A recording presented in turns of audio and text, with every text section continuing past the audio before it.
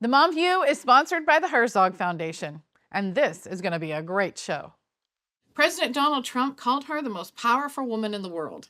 His chief of staff and our friend, Susie Wiles, will join us today on the Mom View.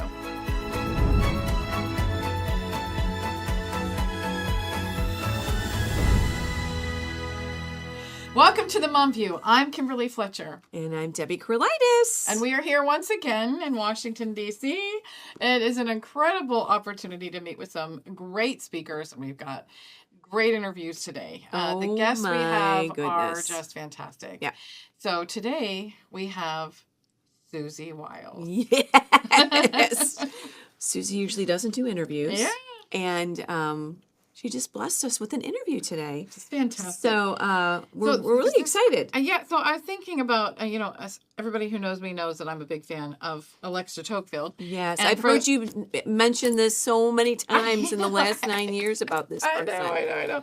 So for those of you who don't know who Alexis de Tocqueville is, he was a French diplomat who came to the United States in the 1830s for the purpose of discovering what made American democracy so unique. Well, the first thing is we weren't a democracy, we are a republic. That's right. But the things that he recognized were, he recognized the power of the church, he recognized community, he recognized that everybody understood their rights, but he said if there was one singular thing that he could point to for the prosperity and growing strength of America, it was the superiority of her women.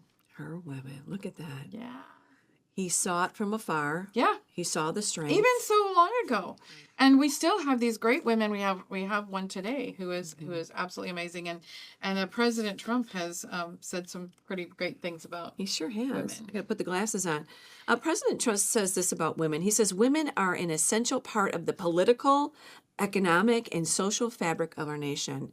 All American women, regardless of the role they play in the workplace or at home, contribute every day to the success of our great country. Amen. In addition to being homemakers, caregivers, mothers, counselors, along with a host of other important roles, women also fulfill critical jobs in every sector of our economy, contributing to the financial security of their families and our nation. And that's exactly what we're highlighting through the Mom View. Yeah. Women that contribute in their home, number one, and then in their community and their country. Yeah, so my second favorite quote from Alexis de Tocqueville is that women in their circle of influence, beginning in the home, can turn the world around. Yeah. It's going to turn the world around and get our next guest out here. And that's what we say. Women are the heartbeat of their home and the heartbeat of our great country. Coming up, she is the first female White House Chief of Staff, and we're very lucky that she is joining us today. Susie Wiles is our guest. Stay with us. Stay with us. Hello, I'm Josh Mann, Managing Editor of The Lion. The Lion is an initiative of the Herzog Foundation, and we publish articles covering a wide range of issues facing American families and culture, especially related to the education of children. In covering these topics, we also touch on aspects of parenting, family life, faith, government, and other relevant cultural topics. We publish news stories every day aiming to produce timely, critical, must-read news articles and resources for families, educators, and leaders. Read the latest in education and cultural news at readlion.com. We also offer easy-to-digest daily and weekly email newsletters. Subscribe today at readlion.com/subscribe.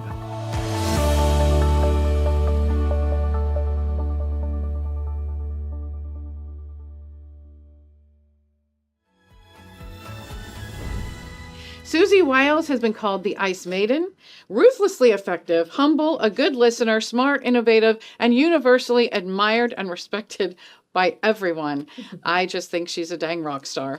She's also the first woman ever to hold the position of White House Chief of Staff, appointed to this position by President Donald Trump, who in fact does love women and respect them.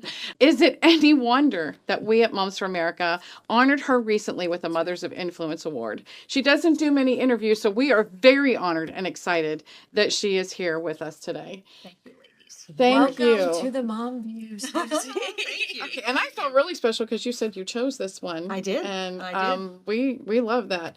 And there are so many things that we want to ask you about your family and everything. But the thing that I just want to open with is I had no idea as we were preparing for this. I thought I knew all these things about you.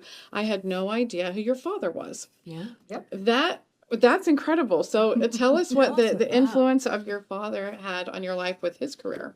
Well, thank you, first of all, for Yes. having me. I love being with you, and I just need to thank you and the entire organization for all the help and value you provided to us in the campaign. The Trump coalition was a little bit different, and you were very much a critical part of that. Thank So you. thank you. We were delighted. I was a kid in the 60s and 70s, and many families, most everyone that I knew, had sort of a dual track for their male children and their female children. So the boys did the sports, and they were expected to, do all the sort of high-powered things, and the girls were, we went to home ec. And in my family, it was different. My family, both of my parents, treated us all the same. So I went everywhere my brothers did. I had every advantage my brothers did, and they expected the same things of me. And I fundamentally believe I wouldn't be where I am today if that hadn't been the way I was raised. And yes, my dad was a, famous. Legend. Didn't matter. It did not matter at home. So, for those who do not know, I guess I should have said he was the football and broadcasting legend. Pat Summerall. Yeah. And when I heard his name, I'm like, my dad used to talk about this guy, and then to be able to sit with his daughter, I had no idea that connection. So, did you get involved? Were you passionate about football or sports at all because Still of your am. dad? Still I still am. What's your team? What's Well, your I have team? two. My dad was a New York Giant, and I live in Jacksonville, so I have the Jacksonville Jaguars.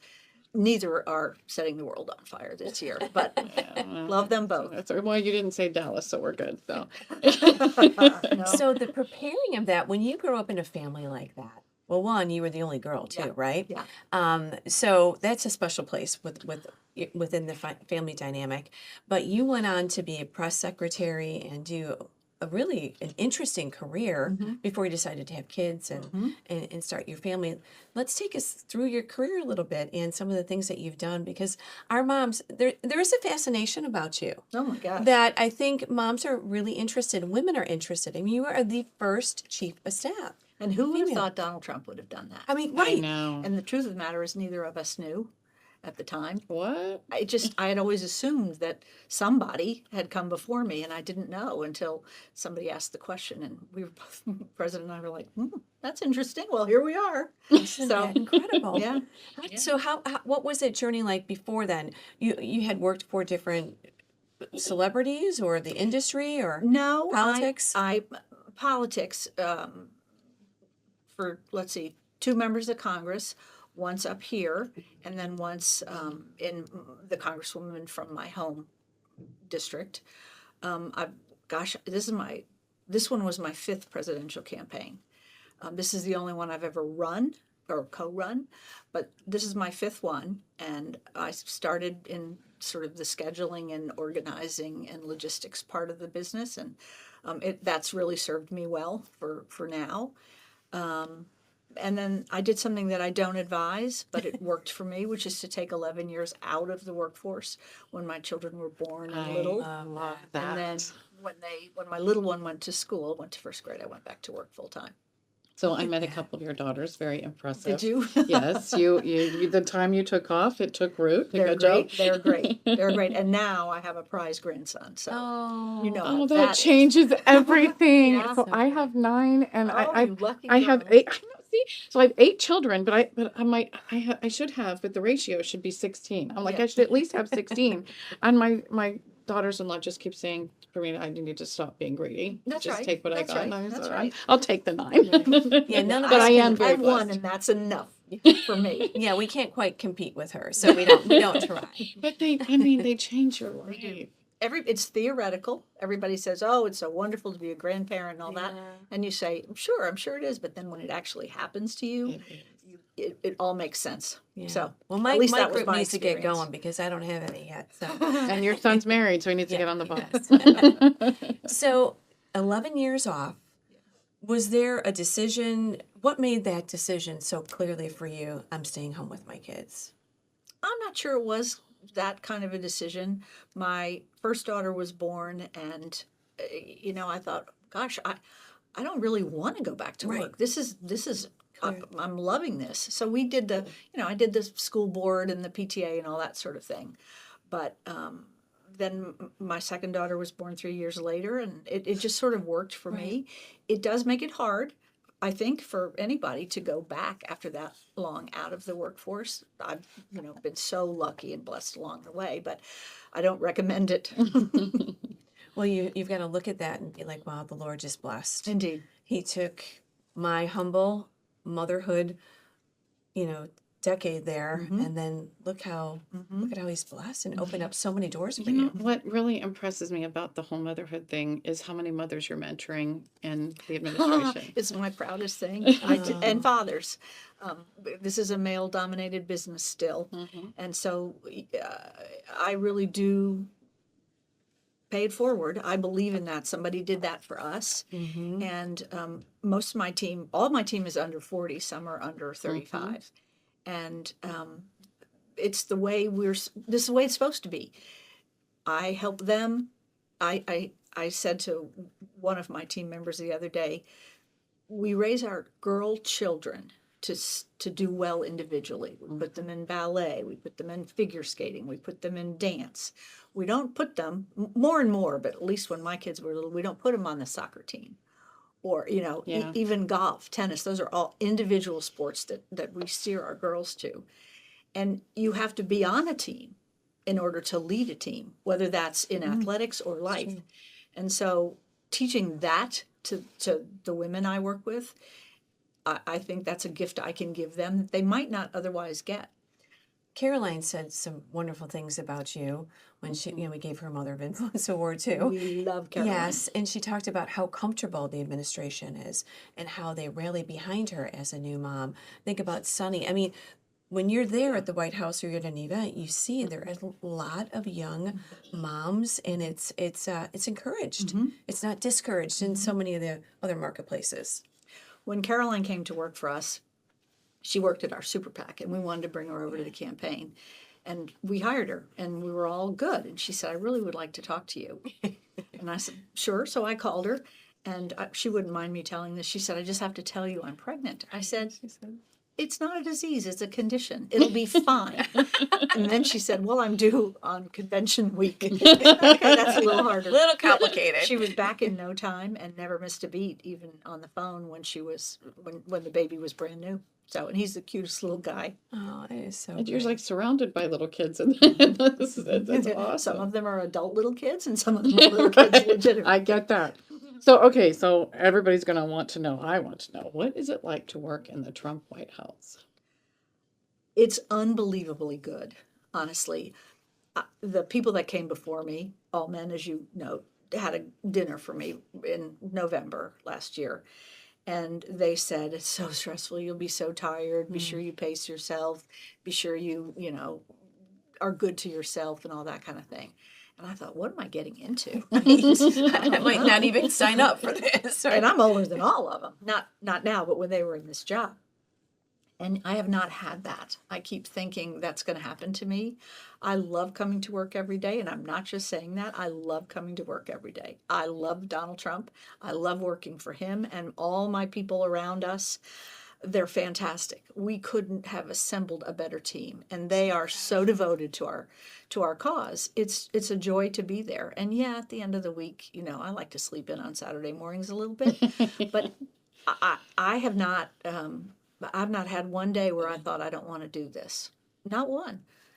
It really is a gift to me, and I want to be a gift to the people that I work with. I think we can see that too. Yeah. We really can feel that. At least that's how I feel when we go there and we speak with anyone from the administration. They're very servant-minded, and they're very available, which I don't know. I really don't have anything else to compare this to. No, But well, no. we have been here a lot Yeah. since President Trump became president. Well, I came a little bit, not as much in the first administration, Right. it was more towards the tail end. We really got much more involved in the 2020 and the 2024 elections. And what amazed me in 2020 is I was the judge at the polls in Nebraska. That's like the head person of the precinct.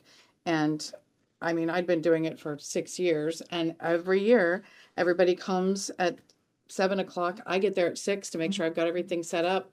And, people will start to little trickle in. In 2020, I got there at 6 o'clock and there was a line of over 100 people. And it just was nonstop something was that whole different, entire time. And there were a couple of women who came in, and I mean, they didn't know, okay? I didn't know. I mean, 30 years ago, it's like, well, where do I go to vote? What am I voting for? Yeah. But you feel like it's your duty, so Yeah. you go. Yeah. And so most women of conservative women of faith aren't voting, and they aren't registered to vote. And what I saw in 2020 was I realized we had to be really involved in the things that we did that year with the videos and things that we did getting moms engaged. And after the election, they were like, you said if we went out and voted, we'd put a stop sign to all this stuff coming. And I'm like, well, but what these women, there were women who had come in who had their names had changed or their addresses had changed, and I had to vote them provisionally. And I hope that they would leave crying because they're like, why do I have to vote this way? And then there was one woman that just drove in and came in to vote. And she's like, I'm here to vote. And we're like, okay, well, what's your address? And it wasn't anywhere. And so we're like, well, you need to go here. No, I'm an American citizen. I'm like, I understand. It said vote here. I'm like, okay, but it doesn't work that way. And so I realized in 2020, between 2020 and 2024, we had to really step it up and make sure we could reach these moms. Yeah, we did. And it was so much easier to be able to contrast. So when I came back to Washington, D.C. after 4 years of not wanting to be here, I swear the sky was bluer. It was. And the air was cleaner. Yeah, well, we said we weren't coming back. Yeah, That was it. I'm glad you did. We sure did. Glad you did. It's our election system's broken. I think we all acknowledge that in our own way. But we're working very hard to fix it. Yeah. Legally, through the executive orders the president can do, Yes.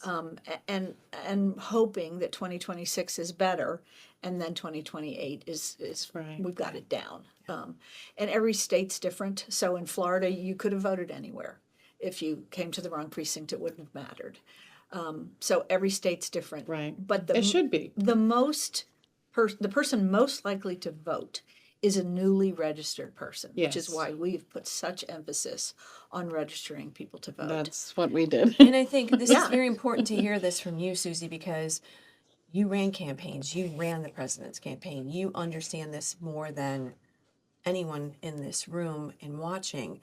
The importance, the strategy, the targeting, the motivating, the registering, all that is so important. And it's like we have to be about this in a better way. We do. We have to get these moms voting their convictions and voting their values, which was our message.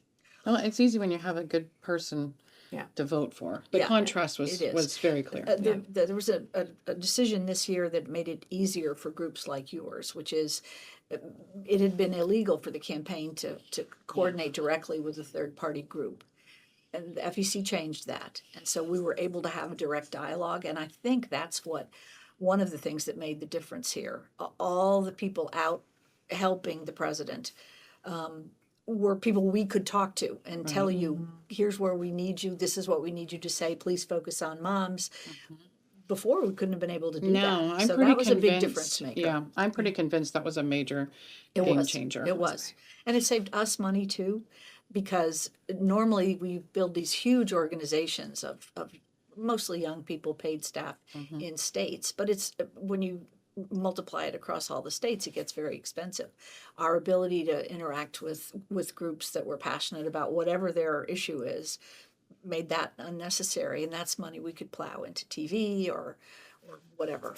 Well, we're here. and Yeah, we're here. Something worked. forever grateful because we really did feel like our country was, we would have lost it. We really As the would have president lost it says, without we all that. wouldn't have had a country. Yeah, and Yeah. it's so true. That is That was very evident, and that's why I fought so hard. I tell people all the time when I hold my grandbabies in my arms, that's the fuel for my fire. Yeah, And I get it. I was going to do whatever it took to make sure he was in the White House, and I am so glad he is.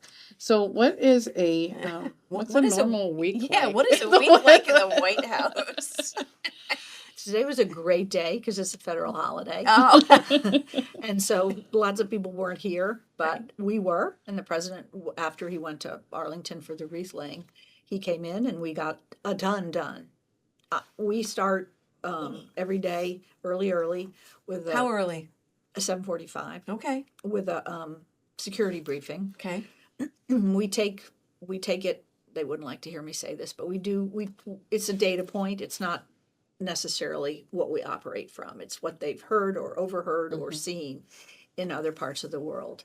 And then my days are all the same: security briefing, senior staff meeting, and then an operations meeting. And then the day starts. The president works 24/7, as I think everybody I don't know knows. when he Does he sleeps. ever sleep? No, He no, doesn't. no. And when we travel, it's a killer because normal people do need to get some sleep, but he doesn't. He And do you comes- travel a lot with him? I do.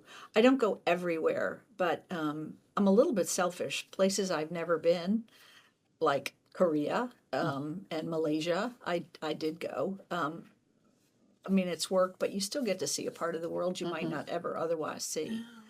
But he sort of does phone calls and sometimes call in radio and all that stuff in the morning, and he'll come in mid-morning. So by the time he gets in, I better have done everything I needed to do for the day. And then it's a very long day, meetings and some spontaneous conversations, and he usually finishes around 8, 9, and maybe earlier 7 if he has a dinner, which he's busy most nights. And we stay, we stay there until he goes. And he's 25 paces down the hall from me, so I hear it when he's still there. And it's a long week, and I usually, work late on Friday and get all my work caught up, and then Saturday afternoons. But Sunday, no, church on Sunday and take the day, and then we start over on Monday. Protect your Sundays. Oh yeah, That's yeah. awesome. Do you stay in the district or do you go back to Florida at any time? I thought I would go back sort of every other weekend, but you just can't. It's too. I miss too many things. I was home. Richard Hudson and the NRCC did me a huge favor last week. They had one of their annual fundraising meetings in my hometown, and so they invited me to speak. So I got home, spoke on Thursday night, and then had the weekend. That's So, awesome. but I haven't been home since 4th of July since that. And So this is home. no, Well, I mean, it's not, No. but it's temporary home, I should it's say. temporary home. No, I've lived in my town for, gosh, almost 40 years now. Okay. And that is most definitely home. Raised my girls there, and they Okay. live there now. So I'm kind of juxtaposing here because you said you love going to work every day, and yet I'm hearing it as such a sacrifice at the same time. Yes, but I'm at the stage of my life where I can do it. We're talking about the young mothers. That's who it's a real sacrifice That's for. true. And no matter how family friendly you are, and we are, it's still hard. Sure it is. And we make accommodations for them, and they make family accommodations to be able to do it. But my kids are grown. I can focus on this like 100% of the time. And that's what I do. This will be my last job, so I have to do it well. And strong. That's Yeah, right. yeah. Oh, good for you. Well, on that note, but President Trump, he calls you either the most powerful woman in the world That's or just the most putting a bigger target on me. most powerful. It wasn't just Washington. I think he went on to say in the world. That's crazy. What a seat to sit in. I mean, what a Well, if what he a place- believed that, it would be. Yeah, but I think he does believe that. He knows we have a servant's heart. He knows that. And that's just his way of flattery. But you couldn't do this. There's one star of the show. There's one most powerful. And our job is to make him the best he can be. right. And that's what we do all day, every day. That is what you really, really do. Yes. And I've 100%. been 100% just so impressed by how you're able to do that. So I remember, I don't remember where it was at. We went to several different rallies, but we're at one of the rallies. and the president was out there, and he said something. He goes, "Wait, Susie, am I allowed to say that?" And I was like, "But Would you." it matter if I said Right. What would you say? What if you said no? It wouldn't matter. It wouldn't matter. But it was just the respect that he gave you, and I mean, he realized that's an enormous amount of trust, I guess, is what I would say. We've been together a long time, and I'm so lucky every day that he trusts me to make decisions and to make recommendations. He doesn't always listen or do what I say. I don't want him to, but I'm always heard, and that's all you can ask. right. That is really all you can ask. And from he a boss. values your advice. He does. Clearly, yeah. I hope he does. He sure does. Okay, so my questions are, what are some of the biggest challenges you've had there? It may be as the first female chief of staff. What are some of the things that you've had to make some tough decisions, or maybe some tough decisions with the president? Being the first female, it doesn't mean anything to me in terms of my daily functioning in my job. No matter what, I would get to do amazing things and see amazing places that no other life would you be able to see. And the president's done me a huge favor. Technically, I'm a member of the cabinet, but I'm not, Secretary of the Treasury, Secretary of Commerce, or whatever. But I'm often able to be part of the delegation. So I get really a bird's eye view, an insider's view of what goes on. And that's hard in the sense that I have to be sure I know what I'm doing. But I pride myself on having a really terrific team. And many of them in the White House came from the campaign, and many of the people in the campaign came with me from other walks of life, other campaigns. So some of us have been together. Well, there's a an very long enormous time. amount of trust that goes back years. Oh yeah. That makes a big difference. Yes. And I'll tell you, for me, it's night and day from Sure the first administration to this I one. hear that. I don't have a perspective, but I hear that. Those of us who I don't were know there any for- other way to be. I know. I don't. And the new members of the team, when you build a team, you have the people that have been together, and then you get a rookie or you get a trade, and you have to make sure they fit in just as well as the ones that have been together. And sometimes that's a challenge. Yeah. But in this case, it really has been, like Caroline's a newer member of the team. And she's, I feel like I've always had her by my side, and I know the president does too. So the key is hiring, and the key is then setting a tone for hard work, for honorable decision making, for truth, for, we support each other. It's not just that they support me, I also support them. Right.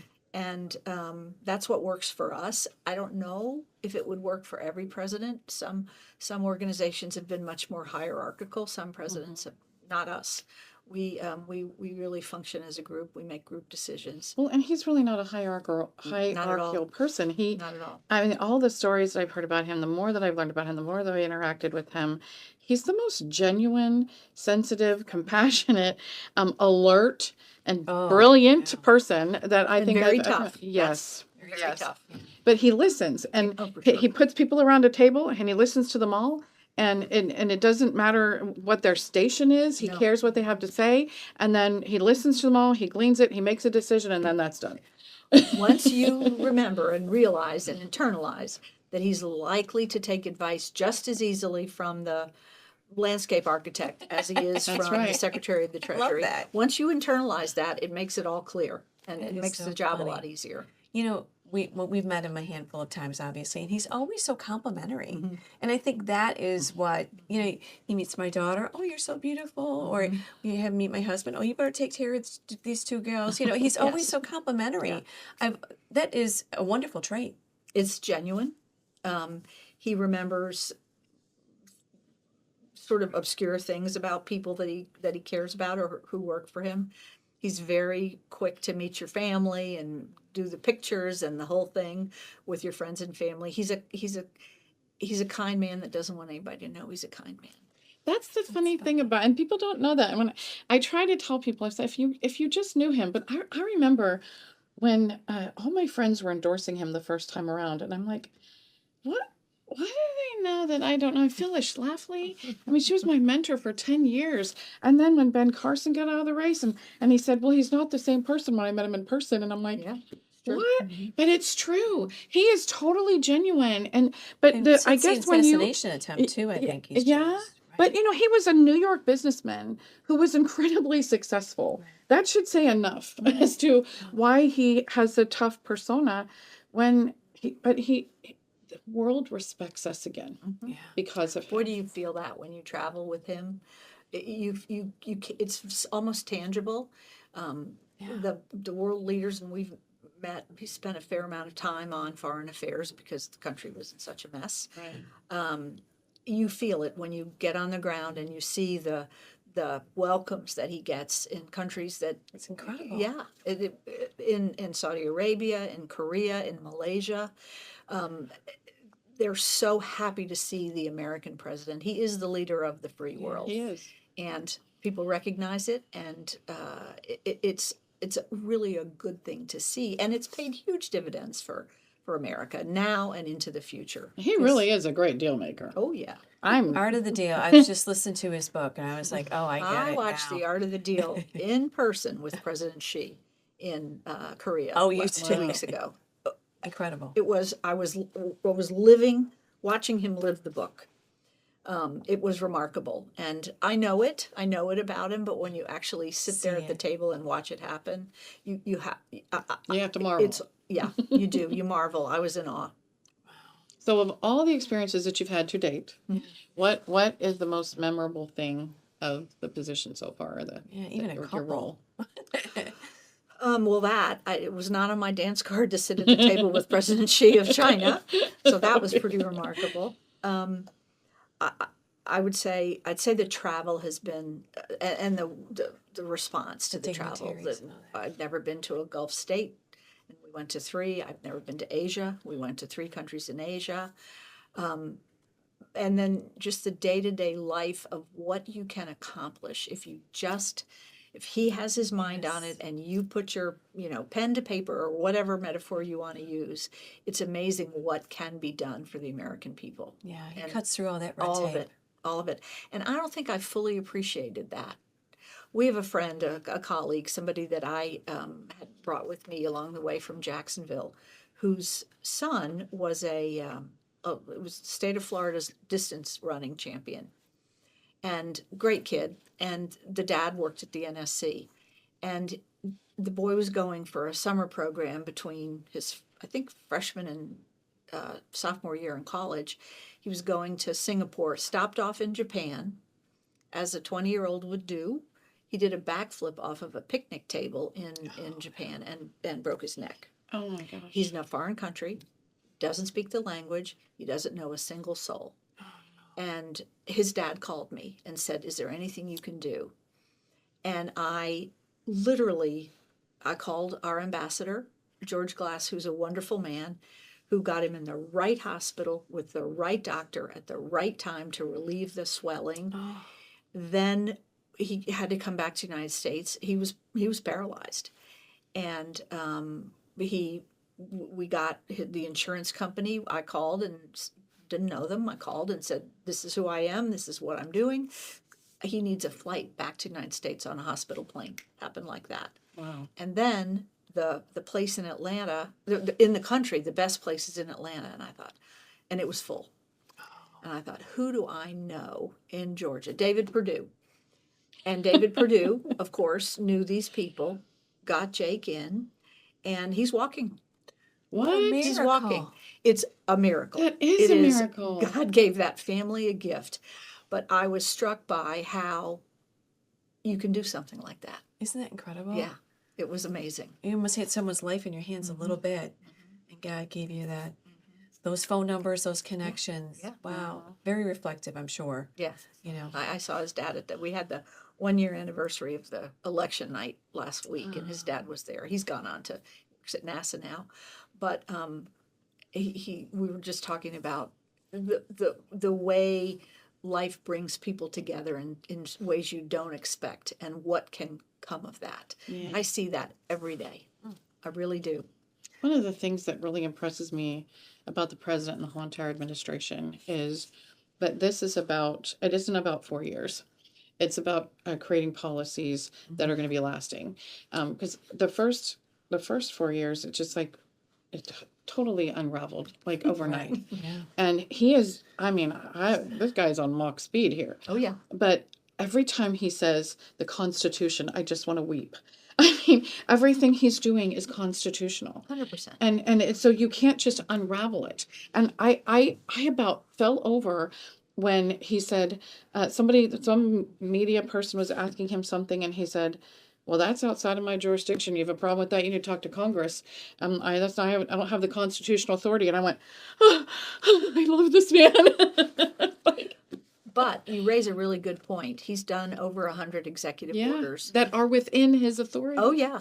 But many of this stuff to be lasting has to be codified. Yes. So it has to be turned Yes. into law. That's it. And then we're about ready after the first of the year to turn our sights to A, the midterms, and B, we've got to get some of this into law. And that'll be a focus the first part of next year. Well, Yeah. then that'll be one of our focuses. Right. Speaking about next year, that's what I was going to ask you too. So obviously that's important. These laws have to be made because we just flip them and change them. What else, as we look into the future a little bit, that President and the White House is working on, especially as we get into our 250th? Sure. Well, the 250th year, we have the Olympics, we have the 250, we have FIFA, the World Cup. I mean, There's so... you better start resting up. I now. know it. We just had the 250 anniversary of 200 years in the Marine, 250 years Yes. in the Army. It's incredible. So this is such a great time for him to be in office. It He's is. such a patriot. He loves it so much. He's going to have a fun next year. But we're going to put him on the campaign trail too. Typically, just a little bit of campaign speak, if I may. Yeah. Typically, in the midterms, it's not about who's sitting at the White House. It's you localize the election, Right. and you keep the federal officials out of it. We're actually going to turn that on its head Good. and put him on the ballot because so many of those low propensity voters are Trump voters. Yes, they are. And we saw a week ago Tuesday what happens when he's not on the ballot and not active. So I haven't quite broken it to him yet, but he's going to campaign like it's 2024 again. Oh. For all these people that he helps. He doesn't help everybody, but for those he does, he's a difference maker. And he's certainly a turnout machine. So the midterms will be very important to us. He'll work very hard to keep the majority Yeah, in the Senate. we can't afford to have this Cannot. stalled. No. And one of the things I keep telling people, I'm sure we're going to talk politics. I got to talk this. I am so frustrated with all of the people that gave abundantly to organizations like ours and others over the last 4 years to make sure that we won. And our objective was threefold. We didn't just want the presidency. We wanted the House. We wanted the Senate. And we were very strategic on where we went, how we focused to get those moms out. And now it's like they're all sitting on their laurels and going, "Oh, we're good." I'm like, I don't President think you Trump's- realize how he's good got we it. aren't. Yeah. And this with swipe of a pen and one election can change everything. And the majorities in both houses are so Yes. small. Right. They are. This is a good Senate year for Republicans. Every 2 years is what it is for House members. So there's candidate recruitment. The president started raising money for the midterms the day after the election. Good. And he's sitting on a huge war chest to help these people. And he'll use it. And he'll use himself and he'll use his money that he's raised, probably his money too. And nobody can outwork him. So That's there's it. every reason to be confident, but we have to actually get it done. Yeah, we can't afford it. So I've been telling so many people, especially political donors, that just seem to be sitting back, and I'm like, you guys, you can't afford to sit back.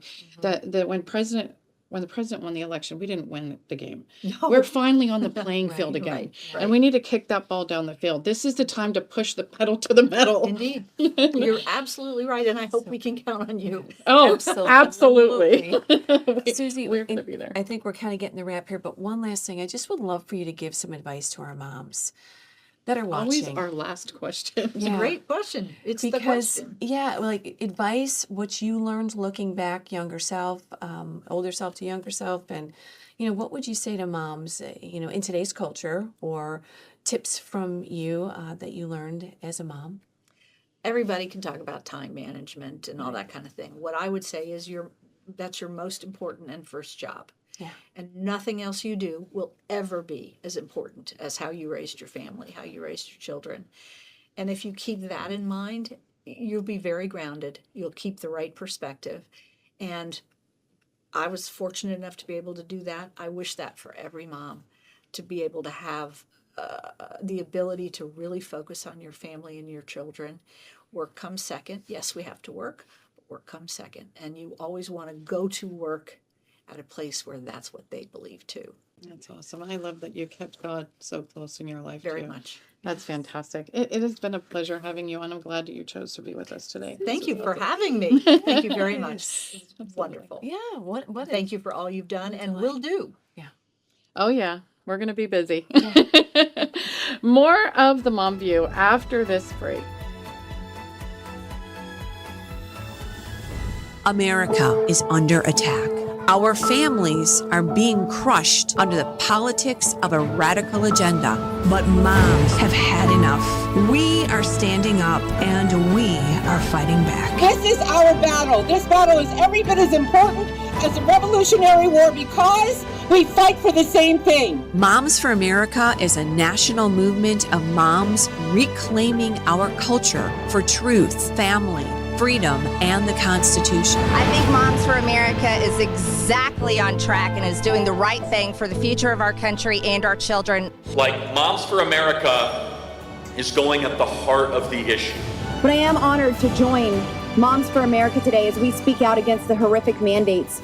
With a national network of over 500,000 mothers, Moms for America is one of the fastest growing movements of women in the country. The most dangerous place in all of nature is between a mama bear and her baby cub. We are the change.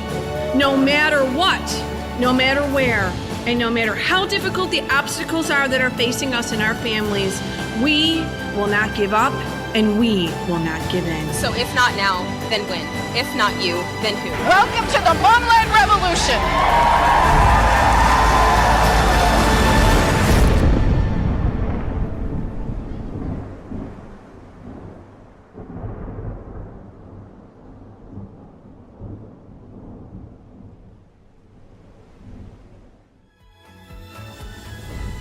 Welcome back to the Mom View. Yep. Final thoughts for today. Holy cow. Oh.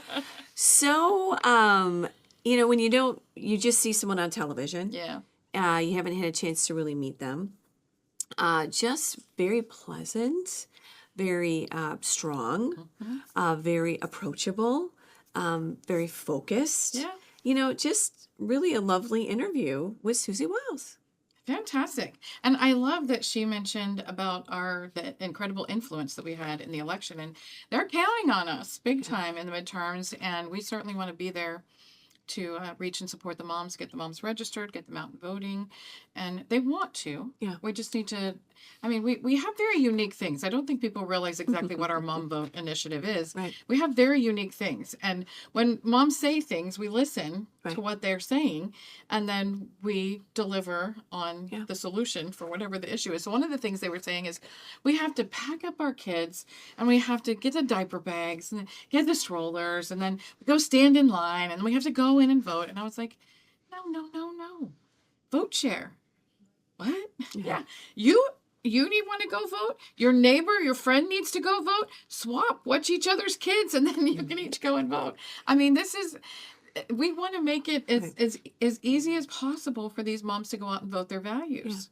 Yeah. I think from the simplest example, like you're saying, to, the other side of it is that elections have consequences. Yes. So it's like we talk about the whole gamut.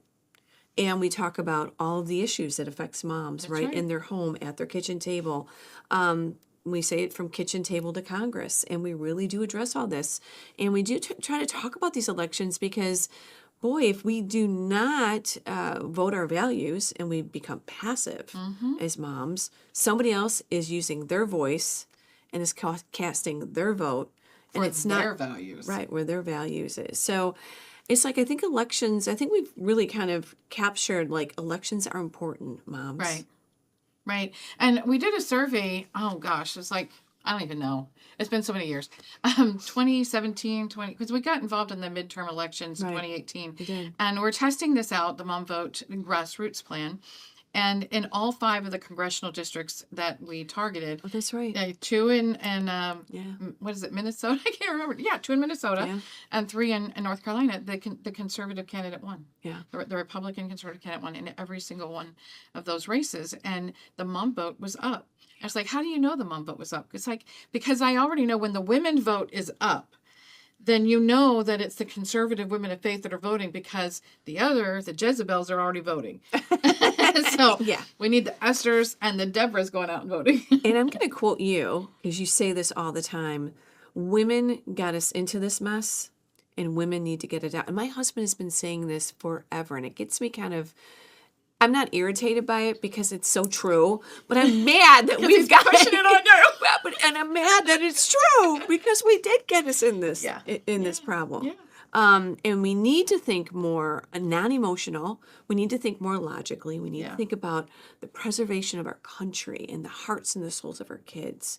And how do we protect and guide them? You know, and women just have really got to get more center. They've got to kind of really look at the things that truly matter to them. And then I think I don't think they are. But I think they are, they're moving in the right direction. Yeah, so one of the things that, when you're talking marketing or just communications in general, it's always those 2 questions. What does it have to do with me, and why should I care? And that's what we do. We explain to these moms what it has to do with you and why you should care. So one of the things we hear, when we did that survey, there were 3 reasons we would ask the moms, why don't you vote? And the conservative women of faith, largely, they aren't voting. Most of them aren't registered to vote. This is shocking. I know. But when you think about who they are and you not understand why they aren't, so the first thing they said is, I don't do politics. Right. Second is, politics don't affect me. And third, my husband votes. Right. And people are like, their heads explode. Like, what are you talking about? And think about who they are. Think about who we are. Right. I mean, look at what politics has turned into. Right. All that. I mean, what's happening when they shut down the government, or with Kavanaugh and all of these things where they do it for political purposes. There's no good reason why they're doing these things. And it's largely the Democrat Party. I'm not excusing the Republican Party. They make mistakes too. Mainly the rhinos. Let's say this conservatives. We can count on those.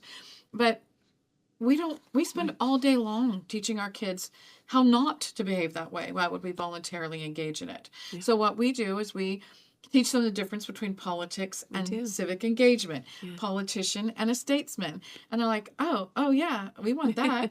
Well, and when they say politics don't affect me, it's because nobody talks to moms about those things that matter to them most. Their kids, the safety of their kids, the good America. education. Right. They want their children to have good opportunities. All of those things have been taken away when you have boys being thrust in the bathrooms in sports. You're not safe. You're not getting a good education.